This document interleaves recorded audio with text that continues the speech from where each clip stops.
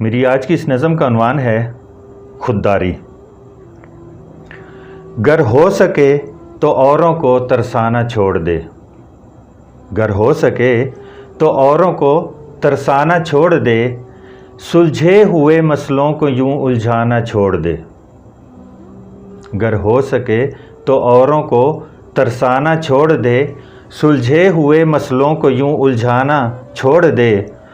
جو کر سکو تو ہمت مرداں کرو پیدا، جو کر سکو تو ہمت مرداں کرو پیدا، اوروں کے آسروں پہ یوں اترانا چھوڑ دے، اور سر پہ اٹھا کے ذلت و رسوائیوں کا بار، سر پہ اٹھا کے ذلت و رسوائیوں کا بار، در در کی خاک پھونکنا مر جانا چھوڑ دے، اور ہمت سے بھر لے زور بازوؤں پہ ایک اڑان، ہمت سے بھر لے زور بازوؤں پہ ایک اڑان، اوروں کے بھروسوں پہ پھڑ پھڑانا چھوڑ دے، ہمت سے بھر لے